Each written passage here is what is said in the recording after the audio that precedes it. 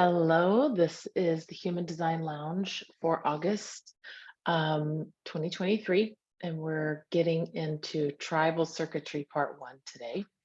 So we are doing a summer series that will go into the fall a bit on circuitry, and we just spent the last two Human Design Lounges on individual circuitry. So today we're moving into tribal circuitry. I'm going to give a little overview and then we'll talk about the different aspects. And I'm going to cover one of the tribal circuitry kind of sub-circuits.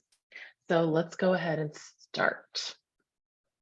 So of course, looking at all the circuitry, I love this image. I don't know why they break out collective with abstract and logic, but of course there is the abstract and logic. We can see here in the purple and the blue. So we'll start that in two more times after we finish tribal. So we did individual circuitry, which is all of this kind of center line through the body graph. Because if you think about it, this is, where everything starts, is the individual. And then the tribe is more of the smaller community, family, or smaller group that is around the individual. So that the green circuitry, the green lines are the tribal. And we'll talk about the centers that are activated and all of that. And then the collective is kind of holding all of that. Because if you think about that, that's more of like humanity, kind of society and things like that. So again, circuitry is the circuit board of how the energy is moving through the body. It explains the mechanics of everything we see out in the world and in families, especially for tribal circuitry. It shows the potential for growth and development within the form. It's composed of channels.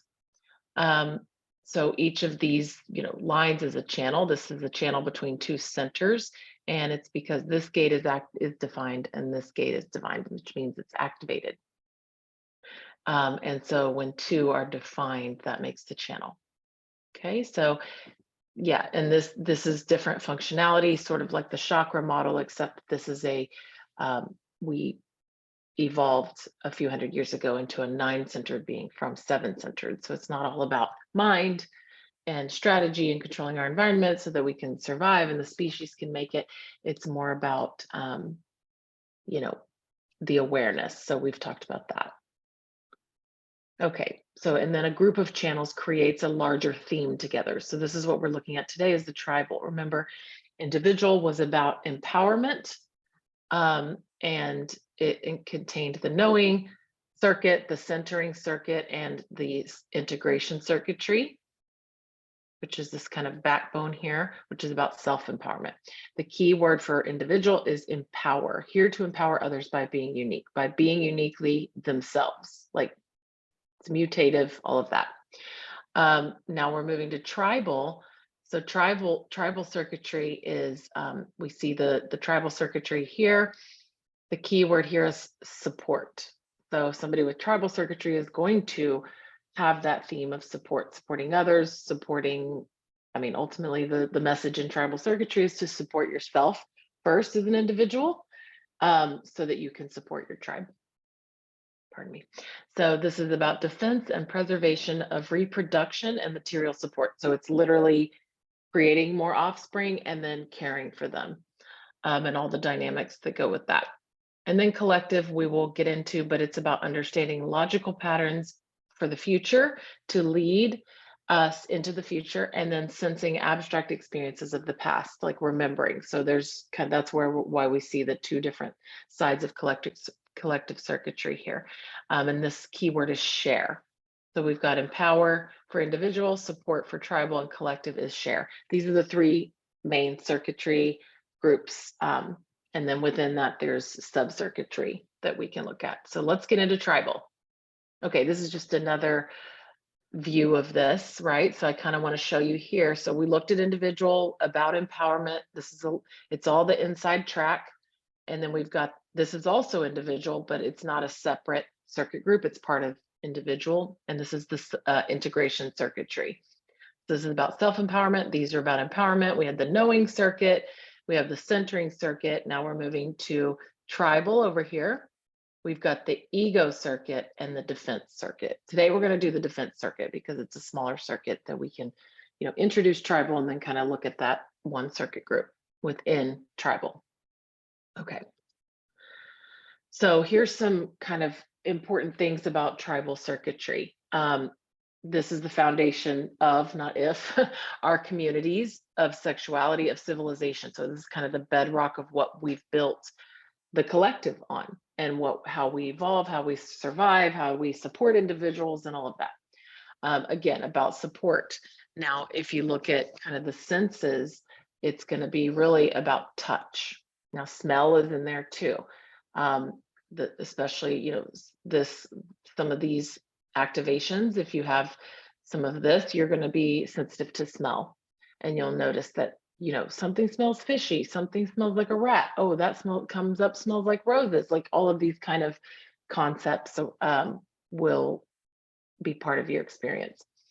But with tribal, touch is the main sense. So with individuals, it's acoustic. Remember, we talked about, tone of voice, the music. Like if you have individual circuitry, you can kind of almost tell the right other for you because you like their music. You're sensitive to tone of voice. Like there's this acoustic element. Even the left and right ear have activations in the actual body. Like we can biologically correlate everything in the body graph. So with tribal, it's going to be about touch. So, and I have a quote about that, but basically, like, for an individual, you're going to pay attention to the acoustics, the words that are used, how they're being said. They're going to be sensitive to that. And I can really relate with my teenager who is very individually activated. Now, they do have a tribal channel. So there is a touch element, but it's much less than, than the acoustic element for them. They're very sensitive to sounds, to especially tone of voice, very sensitive. So I just want to mention that touch is going to be, and it makes sense in families, right? Like touch is what, you hug and things, and you touch the shoulder. Now, of course, I just want to make a little caveat that there's many other things in the body graph that can also, make one sensitive to, or especially aware of touch and how that feels. I mean, I have touch cognition, but I have no tribal channels. So I'm just saying that's why human design is interesting, because you look at all the mechanics, but the way that it's synthesized and comes together in your experience, in your design, first requires a talented, or a talented, experienced, and actually living their own design analyst to weave it all together for you. And then it requires you experimenting. And then you tell everyone else what that particular combination feels like and looks like. There's nothing that someone can just say that's, that's going to give you the full picture until you've kind of got that synthesis by a certified analyst design, who has been trained to read the mechanics all together, and experimenting. So I just want to put that have a side quest to talk about that for a minute. Tribal activation is also about the deal, the trade, the bargain, like the material plane. Because if you think about it, we need that to support our families. Like we actually have to have food, shelter, water, material things, clothing, and all of that. So for my child who has this channel, and my partner has this channel, and other channels, and we form some channels together. So it is about like, does this feel like a good exchange? What's the exchange here? So with my teenager who has tribal activation, I use, I know the particular language that has to do with the root center and the solar plexus, and I weave that language in to support their design, right? To support their correctness, but also ours as a family. So I'll say, like, I'll really talk in these kinds of terms of like the deal, the trade, the bargain. And they are very sort of motivated by like, hey, if you help out with the younger sibling for 2 hours, like I'll give you $20 or whatever. Like they're like, ooh, that's a good deal, So this is something to be aware of within the tribal circuitry. So this is the infrastructure the tribe builds to support the tribe: shelter, food, and community. That's kind of part of the material plane. It's not focused on the individual. In fact, it's focused on this unit is surviving together. When we did the original course, we ended up talking about there's a lot of other mechanics and things to see. So we're noting that in Wise Guys to potentially do some sessions on that, where when two people come together, and we've talked about this before in the relationship course and other things, when two people, we've got one person's design, one person's body graph, we've got the other person's body graph. When they come together, there's a third body graph. So this is an entirely separately operating kind of entity that comes between them now, or not comes between them, that comes from the creation of those two individuals together. The most important thing is to be correct in your own individual self. Follow your strategy and authority. Then you can start to see the relationship. What's correct for this relationship? Now, where do those compromises happen? Where do those surrender mechanics come in? And is it correct for me? Is my strategy and authority leading me into that or out of that? And you can kind of just surrender and strategy and authority. However, when you get to more than two people, when you get to a family, a tribe, 3 to 5 people is called a penta, and it has to do with these 3 centers. So I just want to mention that when you get into a penta, it's not focused on the individual. It's a different sort of transauric entity and shape and dynamic and operational way that it moves. So we're making a note to, like, maybe in the future we need to do a little penta overview. It's very deep and nuanced and huge, but it's changed my whole entire family in the 5 years that I've been doing this, and experimenting in my own family. Like, never could have expected with my mind what could happen, and it's so good. But to me, what I've noticed is, so we would take those penta mechanics into account as well. But just to say, it's not focused on the individual. The tribal circuitry, the support itself is about this group surviving, showing we're like successful to other families, and all these other elements. However, in my now realization and experiment, I have come to, as all 4 of us become more and more correct within ourselves, and I'm supporting that, I can now see that each person, the most important thing is for each person to be their individual self, and then we navigate where those things have to be adjusted due to the family needs. But, like, can the individual still be correct in themselves, and can the family needs be met? Like, where do those things, so that's always kind of my deal or bargain, trade, exchange that I'm evaluating as in my experiment, in my experience. So this is based upon the concept of limited resources need to go to the most important thing, so the most people survive. Again, kind of the family, like, and again, that's perpetuating humanity evolving and surviving. So certain rules and laws are part of this that we all have to abide by to be part of the group. So that's kind of family rules, things like that. And individuals often don't follow those rules because they're mutated. They're empowered to be themselves. They should be, or they ideally are are being themselves.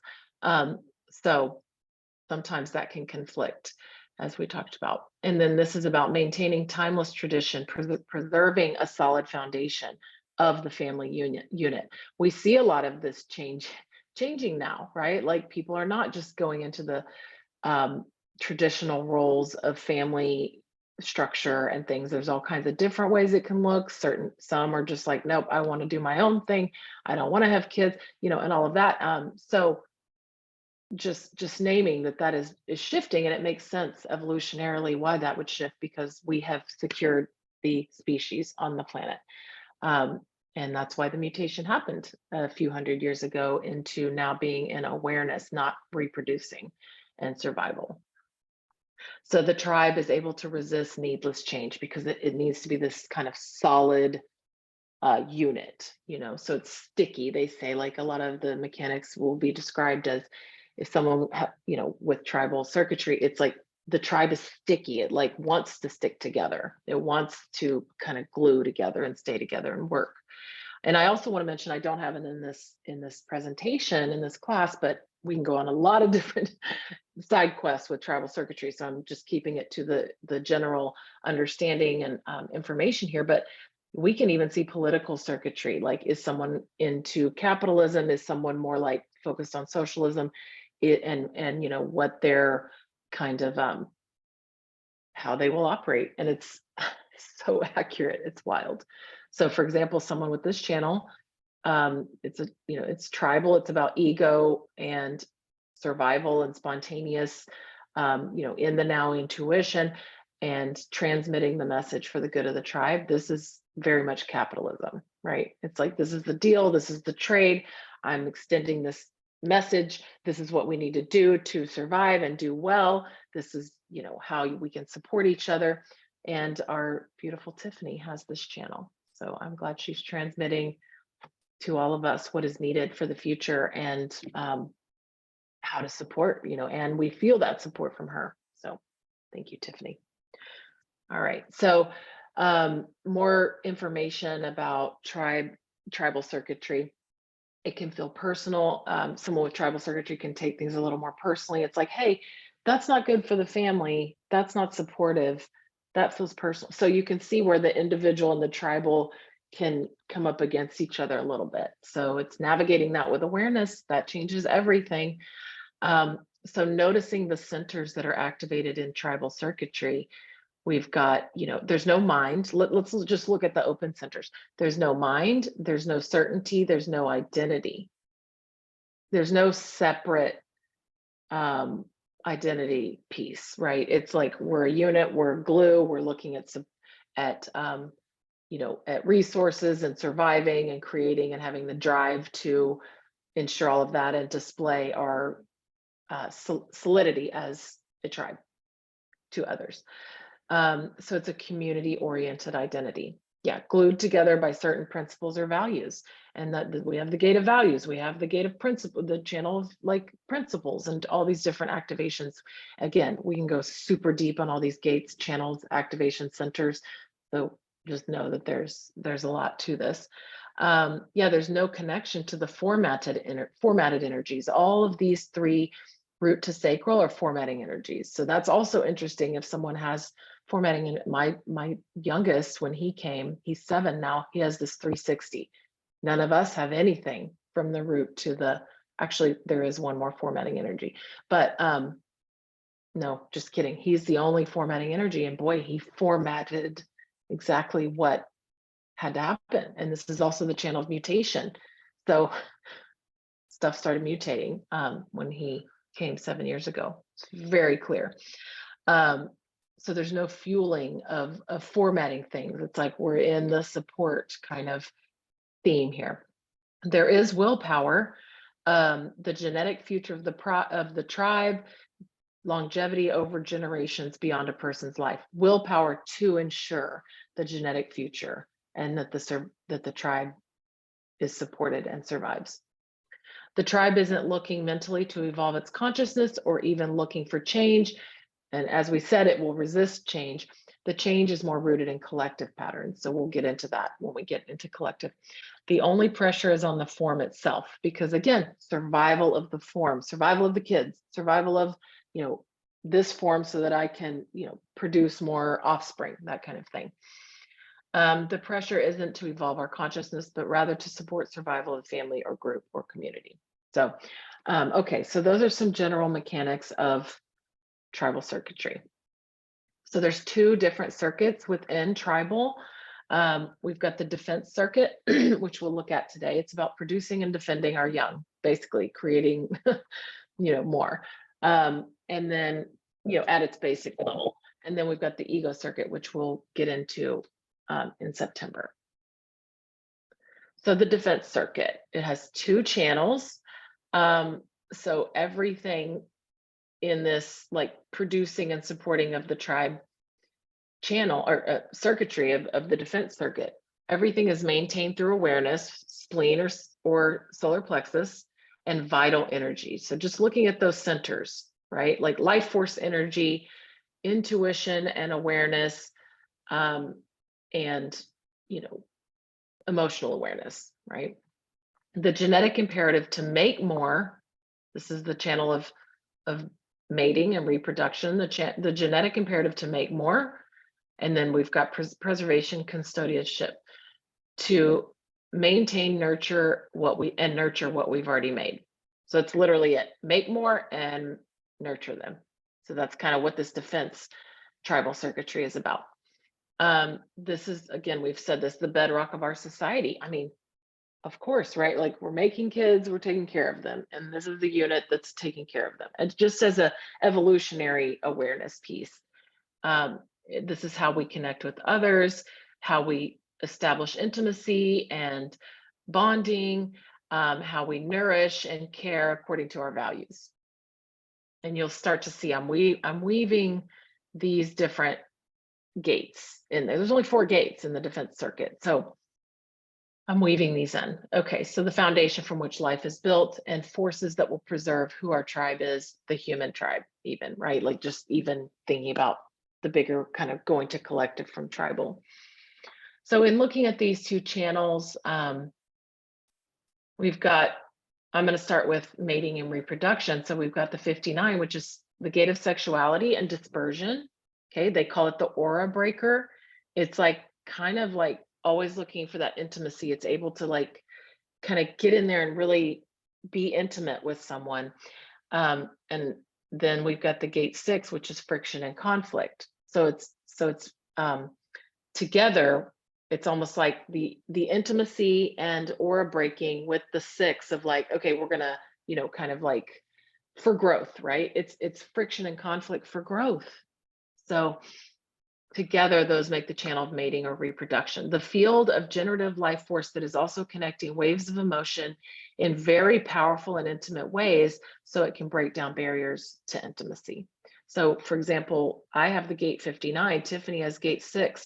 So together, it's not just mating and creating children, right? Like, of course, that's the mundane, sort of very applicable form, life, body level mechanic to it, but it's also creating something fertile in the world that can grow, right? It's creating something that can grow and create intimacy. We have, like Tiffany and I have, it's like there's no barrier to intimacy. We fully share everything. It's very lovely, and we like always have all these like epiphanies. I always say epiphanies with Tiffany. We have all these epiphanies together because we have either end of that, creating something new that can be fertile in the world. The potential of that doesn't mean everybody I meet with the gate 6, because I have the 59, that there's going to be like something that can be created. But I feel that mechanic when I meet someone with the 6. I'm like, oh, yep, they have the 6. So you can look here and just kind of notice the mechanics in your own. Do you have the 59? Do you have the 6? Do you have the 50/27? And what does that feel like? Who are you drawn to? Because that's part of like the underlying mechanics that are going to be there. And my husband has the gate 6, and we have 2 kids. So that, we literally, it's mating and reproduction. Okay. And then, so once you have the kids in tribal circuitry, or have the thing that is birthed that can create something in the world that allows for growth, intimacy, rich experience, life force, vital energy, that kind of thing. Once that thing is birthed, then this other channel, 50/27, is the gate of values, or the cauldron, and the gate of caring and nourishment. So this makes the channel of preservation and custodianship, deeply connected to grounding in our most primitive motive, a theme of survival and preservation. My sister has this channel. I can really feel when people have that gate of caring, like it is really big. And it's because I have the gate 50, the values.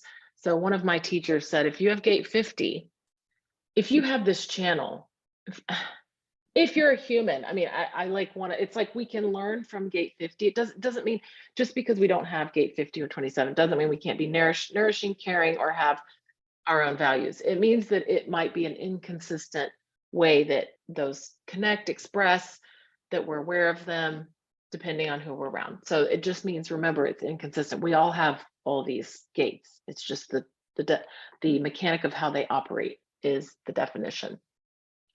So I have gate 50 in a defined spleen. So values cauldron, like one of my teachers said, if you have gate 50, or if you don't, write down, what are my values, like separate from everyone else of your tribe, of the collective or whatever, what are my values? And write those down. Now you can start to like, kind of be aware of that and see if you're aligned in the tribe that you're taking care of, who are you nourishing? Does it align with your values? So often, even just knowing it's called the cauldron, I'll say, like, someone will tell me something and my part of my journey has been, I don't have to answer right away. Yes, I'm splenic, I'm fast, but I have other things that like, it helps me to get to a quiet place, and I can't always do that in the moment. So I often, and I don't want to promise anything. I'm undefined in the ego center. So I don't want to commit and say like, yes, no, yes, whatever in the moment. So I say, you know what, that's great. Let me put that in the cauldron and I'll get back to you. Or just not even someone inviting me to do anything as a projector being invited. It might be just like they're giving me information and I'll be like, ooh, I'm putting that in the cauldron. I'm gonna put that on simmer, like along with everything else in that cauldron of values. It's simmering. And it, like, for me, being a investigator martyr, a 1-3, information. I take the information I've investigated or been presented with, and I put it in my cauldron and I let it simmer, right? So I kind of love that concept of, we're always like saying, put it in the cauldron. Like, I don't have to do anything with it right now. Just put it in the cauldron of awareness, you know? So that's kind of a funny thing we use. Um, but just knowing these, you can start to kind of weave that language in. And that's really what I love doing, because language, I mean, words create. And that's what this whole throat center is about. As you might remember, it's the manifestation. It's the, once we speak it, now it's in form. It can become something. So I like to really pay attention to the language and iterate that and become skillful and talented with my language and aware of what I'm saying. So again, creating something that can grow in the world and be fertile and caring for it. Now, again, the other point I was going to make about this, if you have this channel or if you don't, what we can take from this channel is, are you caring for the things that are in line with your values? Are you caring for yourself first? Because, and I've seen this in my younger sister, it's so tribal. It's about support. It's about caring and nourishing others, that it, like, at times she's not cared for herself for the sake of the tribe, for the sake of who she's supporting, for the sake of who she's caring for. So that's been a big journey for her, and awareness that we talk about is, she's like, I, like, cared for myself, because you have to take that moment for yourself and provide that caring and nourishing for yourself first, the individual, yourself first. Okay, so I like to make that point as well for that channel. Same here. What's your intimacy with yourself? What's your conflict and friction with yourself? What's your, like, self, how do you support and make sure that you are fertile, like fertile, not in the sense of like having kids or anything, but like that you are providing yourself with the nourishment that is needed to be fertile and grow in the world. So this is kind of the actual message from these channels. Okay. So what do we do with this? We've been sort of formatting this in a way that's like, great, all this information, what do we do? And we've woven some things throughout, but just as a practical thing, you can look at yours and others' tribal circuitry. And first, just where we're at right now. Do you have the 59? Do you have the 6? Do you have the 50? Do you have the 27? Right? You can look at those things that I mentioned on the last slide. Am I caring for myself? What are my values? What am I, what's my intimacy with myself? And how do I handle conflict within myself? What's my internal dialogue? Am I providing the care for myself that allows me to be fertile and grow in the world? Honoring always honor your own individuality and design first through strategy and authority.